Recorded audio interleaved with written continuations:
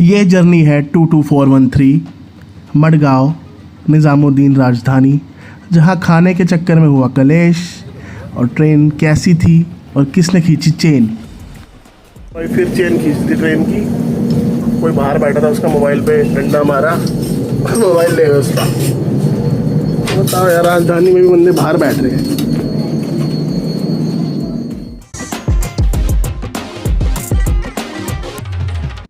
राजधानी ट्रेन का सीधा सीधा मतलब होता है देश के विभिन्न स्टेशनों से राजधानी तक जोड़ना।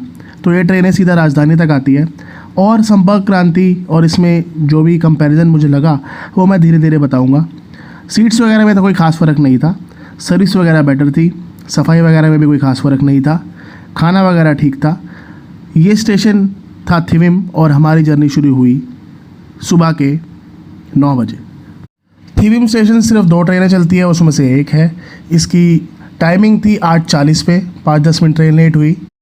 ट्रेन का किराया था 3275 रुपये, 3 to 7 विदाउट फूड। और अगर आप फूड ऐड करते हैं तो 690 और ऐड कर लें। मैंने फूड ऐड नहीं किया था, पर मैंने रात की मील ली। अगर आप बागा या कैलन गुड से आ रहे हैं प्राइवेट टैक्सी से, तो आपको आधा घंटा या 40-45 मिनट लगेंगे। मिनिमम किराया टैक्सी लगेगा 800 रुपये, तो टाइम से निकलें। ट्रेन के मुख्य स्टेशन रहेंगे रत्नागिरी, पनवेल, सूरत, वडोदरा, कोटा, दिल्ली। तो थिविम से दिल्ली आने वाले हैं हम साइड अपर में। B2 कोच है और 16 नंबर डब्बा है। ट्रेन में बैठते ही हमें पानी की बोतल दी गई 1 लीटर वाली, जो कि बढ़िया थी। और टीटी वगैरह ने हमारी साथ ही साथ टिकट भी चेक कर ली। ट्रेन ये मडगांव से ही चलती है। थिविम इसका पहला स्टॉप है जहाँ से हमने इसको बोर्ड किया। ट्रेन की टाइमिंग बदलती रहती है, जैसे कि बारिश के कारण ये ट्रेन 1-1.5 घंटा जल्दी चली, पर दिल्ली में हमें 12:30 दोपहर के ही छोड़ेगी। अपना पूरा टाइम 27 घंटे लेगी ही लेगी।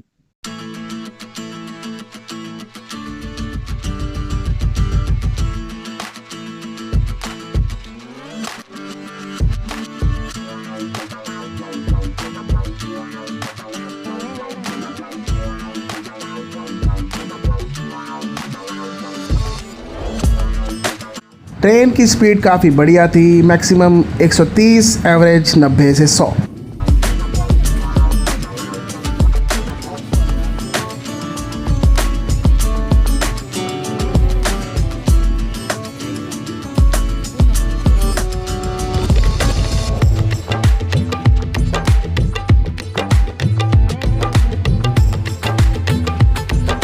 ट्रेन जो है बिल्कुल ऑक्यूपाइड चल रही थी। स्टेशन आया वो है। अबे जल्दी बोल, कल सुबह पनवेल निकलना है। तो ट्रेन ऑक्यूपाइड थी। पनवेल से भी जो यात्री उतरे थे, साथ ही साथ पनवेल से भी नए यात्री चढ़ गए। सूरत तक तो ऐसा ही चलता रहा। सूरत के बाद हमने ऑर्डर करी अपने लिए थाली, जिसका रेट इंटरनेट पे था 185। 2 परांठे और ये चिकन करी, 2 गुलाब जामुन और दाल और राइस। थाली खाई थी, वो इन्होंने लिया 235 और जो मेन्यू में लिखा है वो 185 है, पर ये मान ही नहीं रहे थे। मैंने पैसे दे दिए, मैंने कहा बिल लाओ।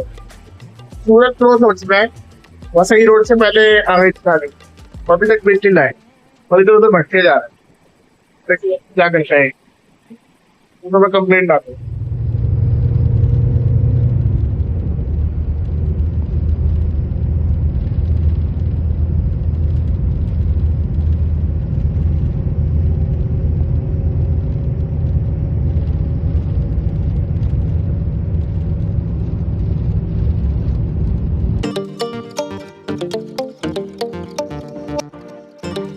Good morning guys. आज ट्रेन में हमारा डे 2 और कोटा से कुछ 5-7 मिनट दूर है। 5:30 बज रहे हैं। ऐसी 10 मिनट के डिले पे चल रही है, कोई ज़्यादा नहीं। और रात को उसने बिल नहीं दिया मुझे, आज फिर बोलूँगा उसको। बिल इसने नहीं दे रहा होगा ना कि पैसे ज़्यादा लिए हैं। बाकी मैं तो फ्रेशन अप हो गया, ब्रश वगैरह कर लिया मैंने। उसके अलावा कोई राजधानी और दुरंतो में तो चलो सफ़र नहीं किया मैंने इस चैनल पे, पर एक्सप्रेस और राजधानी में कोई ज़्यादा फ़र्क नहीं होता भाई वैसे। और जो उनकी सर्विस वगैरह है वो तो सबकी एक जैसी है, सब ज़्यादा पैसे मांगते हैं, ओवर चार्ज करते हैं। इससे तो बढ़िया है कि बाहर से ऑर्डर कर लो।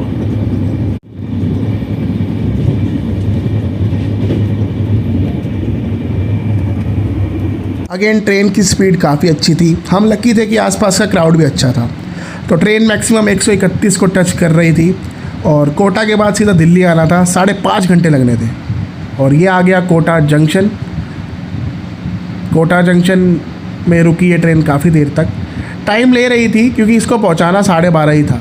समय से अहेड चलने के बावजूद दिल्ली लेट ही पहुंचाया, या कहूँ ऑन टाइम ही पहुंचाया। टाइम पहुंच गई है कोटा में और कोटा के बाद सीधा 12:30 बजे यानी 4-5 घंटे बाद दिल्ली आ जाएगा हजरत निजामुद्दीन। बिल दे दिया था उसने भाई और उसके हिसाब से तो सही है बिल। बिल मैं पूछूंगा कहीं ये मैं डाल दूंगा। बाकी चलते हैं अंदर।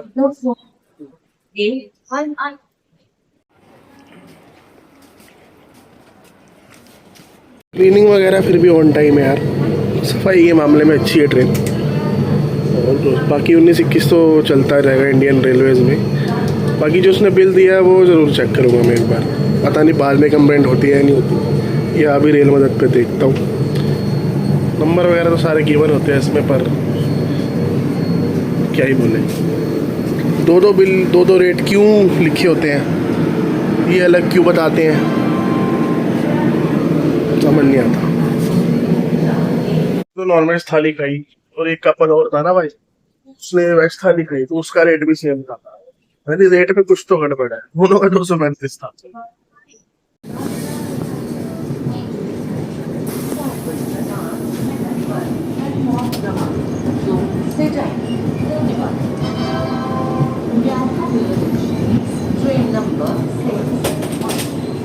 भाई फिर चेन खींचती ट्रेन की, कोई बाहर बैठा था उसका मोबाइल पे डंडा मारा, मोबाइल ले गया उसका।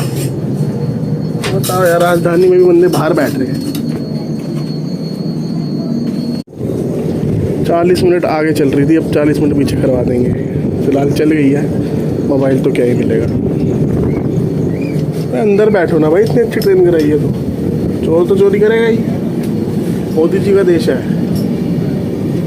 World power economy, super power कर रहे हैं, पर सेफ होके कर रहे हैं ना। बाहर बैठ के मोबाइल चलाओगे तो या तो गिर जाओगे, मोबाइल गिर जाएगा, चोरी हो जाएगा आपकी वजह से। चेन खींचते तो लेट हो जाते हैं, आपको भी दिक्कत, हमें भी।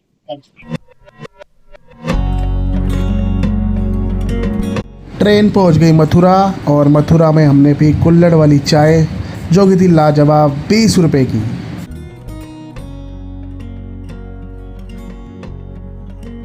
तो सोलो ट्रैवल करते वक्त मैं साइकिल लॉक से बैग को कर लेता हूँ लॉक, ताकि मुझे ना हो टेंशन इधर उधर जाने की। अब लॉक खोल दिया है क्योंकि स्टेशन रह गया है कुछ आधे घंटे दूर। सफ़र रहा काफ़ी आरामदायक। चलो आगे। तो लास्ट 1 घंटा है भाई ट्रेन में, बढ़िया रहा सफ़र, क्योंकि नींद अच्छी आ गई रात को। ट्रेन में तो फुल चहल पहल है, बच्चे बहुत है ना, फैमिलीज बहुत है। और ये साइड लोअर बहुत सही रहती है, इसमें ना आपको मिडल बर्थ फोल्ड करने की टेंशन, ना नीचे बैठने की टेंशन। चार्जिंग अपनी वहाँ पे गिवन है, कभी भी चार्ज कर लो। बैग का लॉक लगाया था मैं, तो बैग पे सर रख के सो भी जाता हूँ, तो बहुत बढ़िया। पहुँचते निज़ामुद्दीन स्टेशन से घर की तरफ, थोड़ा सा मेट्रो का क्लिप डाल के स्टेशन पे आपसे बात।